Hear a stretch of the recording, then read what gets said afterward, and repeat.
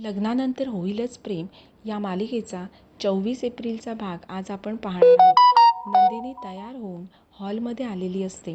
तिला तिथे पार्थ झोपलेले दिसत नाहीत. हे पाहून तिला वाटते की काल आपण काव्याला समजावलंय, त्याचा काहीतरी उपयोग झालाय आणि तिने पार्थला बहुतेक रूममध्ये झोपण्याची परमिशन दिली आहे आणि पार्थनेही ते ॲक्सेप्ट केलंय.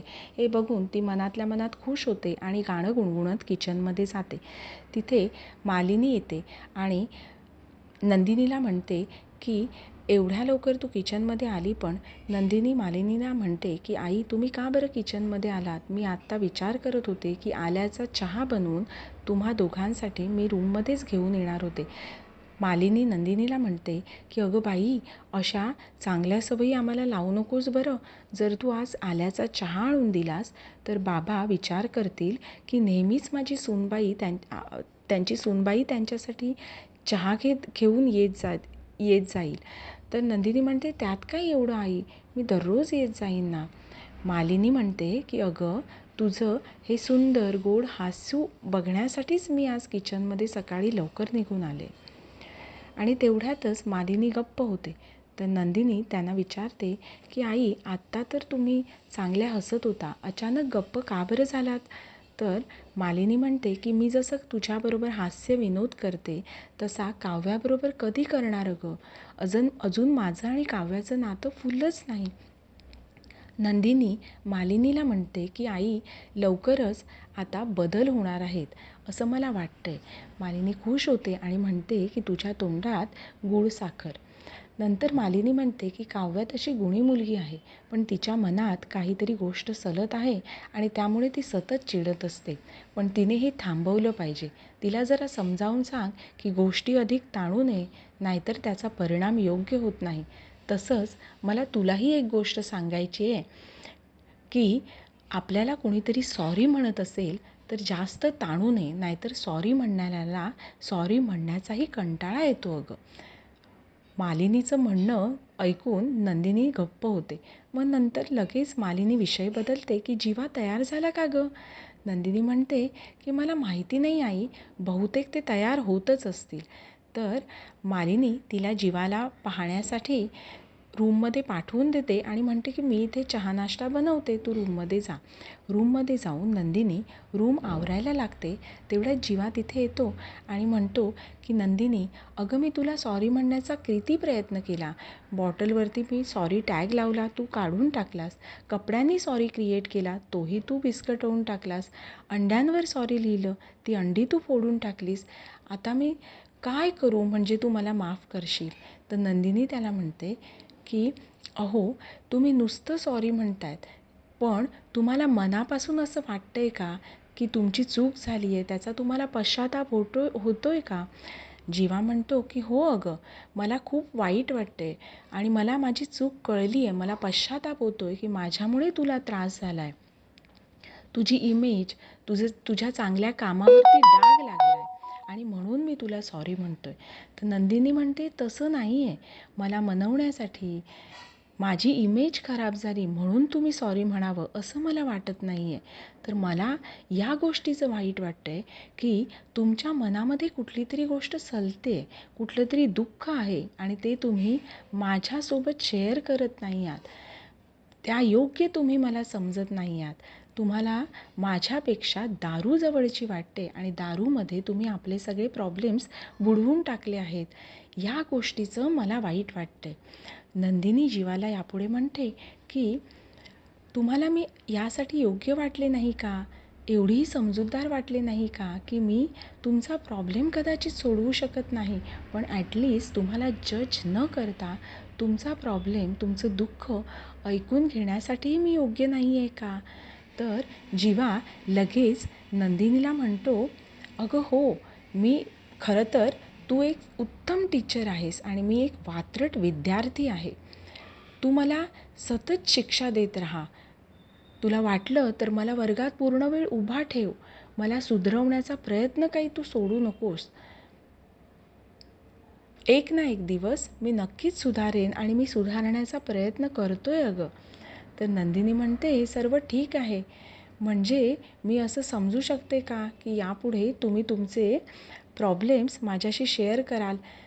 तर जीवा म्हणतो हो, मग आता आपलं भांडण संपलं का? आपण विजयाचा पताका पांढरा झेंडा फडकवूया का? तर नंदिनी लगेच हो म्हणून स्माईल देते.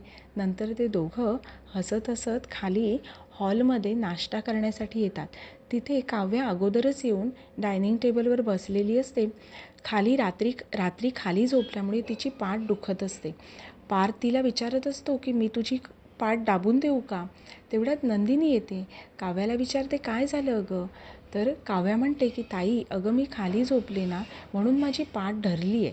नंदिनी म्हणते मी तुला चेपून देते आणि ती तिची पाठ चेपून दिल्यावर काव्याला रिलॅक्स वाटतं. ती खुश होते. तेवढ्यात तिथे रम्या येते. ती म्हणते की पार्थ आपलीवाली सिनेमॉन कॉफी मी तुझ्यासाठी घेऊन येऊ का?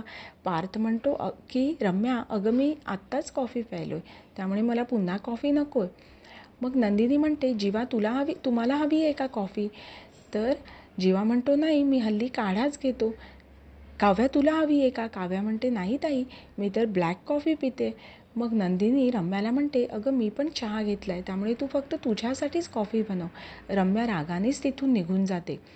मग नंदिनी हुशारीने जीवाच्या बाजूला जाऊन बसते आणि काव्याला सांगते की काव्या तू ते जरा पोहे तेवढे पार्थना वाढशील का? पार्थ लगेच खुश होऊन आपली प्लेट हसत हसत काव्याच्या समोर पकडतो आणि काव्या त्याला पोहे वाढते.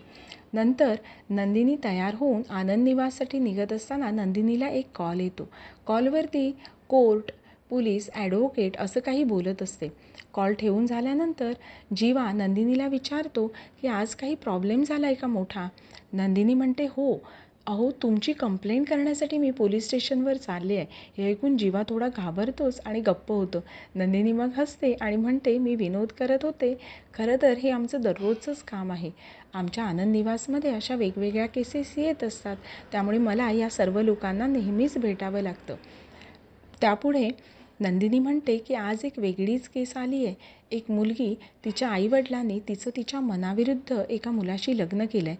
तिने संसार करण्याचा प्रयत्न केला आहे, पण तिला काही जमत नाही आहे आणि म्हणून ती मदतीसाठी आमच्याजवळ आली आहे. जर तिचं म्हणणं आम्हाला पटलं तर नक्कीच मी ह्या केसमध्ये तिला मदत करण्याचा प्रयत्न करेन. तेव्हा काव्या तिथे तयार होऊन आलेलीच असते. ती हे बोलणं ऐकते आणि म्हणते ताई अगं सेम केस तर आपल्यासोबतही झाली आहे. आपलंही जबरदस्ती मनाविरुद्ध लग्न झालं आहे, पण कोणी आपल्या मदतीला आलं नाही. तर नंदिनी काव्याला समजावते की अगं आपली परिस्थिती आणि तिची परिस्थिती वेगळी होती. आपली तिच्यासोबत तुलना करू नकोस. आपलं मनाविरुद्ध लग्न आपलं जबरदस्ती लग्न कोणी लावून दिलं नाही आहे, तर परिस्थितीने आपलं ते लग्न झालं आहे. आणि तिचं कुणावर तरी प्रेम होतं. आपलं कुणावर प्रेम होतं का? नव्हतं ना. तर काव्या म्हणते होतं ताई, माझं प्रेम होतं. हे ऐकून जीवा आणि नंदिनीला शॉकच बसतो. नंदिनी काव्याला विचारते मग का नाही मला सांगितलं? जीवा इकडे घाबरून गेलेला असतो की काव्या आता सांगेल का बरं आपल्या नात्याबद्दल? पण काव्या शांतच उभी राहते. मग नंदिनी लगेच हसते आणि म्हणते काव्या तू माझी मस्करी करतेस ना? मला माहिती आहे असं काही असतं तर तू मला नक्कीच सांगितलं असतंस. चल बरं उशीर होतो, मला निघू देत. मग जीवा नंदिनीला विचारतो मी तुला सोडायला येतो. नंदिनी म्हणते की नको, मी माझी जाईन.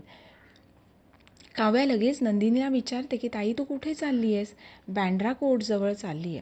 अगं मला तिथेच जायचं आहे. वाटेत मला एक अभ्यासाचं पुस्तकही घ्यायचं आहे, तर मी येते तुझ्यासोबत. मग तिघंही ते तिथे जातात. इकडे रम्या पार्थच्या रूममध्ये येते आणि पार्थला म्हणते की तू ऑफिसला जायला निघतोयस का? मला एक तुला आठवण करून द्यायची होती. तू मला एक प्रॉमिस दिलं होतंस.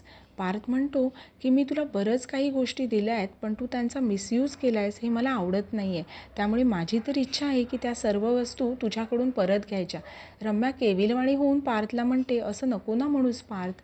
अरे तू मला माझ्या डिझाईन्स आवडतात म्हणून तुझ्या बिझनेसमध्ये पार्टनर करून घेण्याचं प्रॉमिस दिलं होतंस. पार्थ म्हणतो हो, पण तुझं वागणं काही आता योग्य नाही आहे, त्यामुळे मला त्या विषयावर पुन्हा विचार करावा लागेल. तर रम्या म्हणते की पार्थ, अरे त्या दिवशी मी जे वागले ते फक्त एक नाटक होतं, कारण मी घरातल्यांना सांगून थकले की मला लग्न करायचं नाही. तरीही त्यांनी माझ्यासाठी स्थळ आणलं. तो मुलगा एवढा चांगला होता की मी त्याला नाकारू शकले नाही, म्हणून उगाचच मला खोटं असं बोलून एक पिक्चर क्रिएट करावं लागलं की जेणेकरून ते स्थळ परत जाईल. मी स्वतःला वाचवण्याचा केलेला तो एक प्रयत्न होता. हे ऐकून पार्थला 2 मिनिटं तिच्यावर विश्वास बसतो आणि तो तिला पार्टनर करून घेण्यासाठी तयार होतो. उद्याच्या भागामध्ये हे दाखवणार आहेत की पार्थ आणि रम्या ऑफिससाठी निघाले असताना मालिनी मध्ये त्यांना टोकते आणि विचारते की तुम्ही कुठे चाललात. तेव्हा पार्थ सांगतो की रम्याला मी माझं पार्टनर म्हणून बनवून घेतलंय. तर मालिनी विचारते की तू हे काव्याला विचारलेस का, तिला हे चालणार आहे का. इथे नंदिनी, जीवा आणि काव्या पोलीस स्टेशनवर त्या मुलीचा प्रॉब्लेम सोडवण्यासाठी आलेले असतात.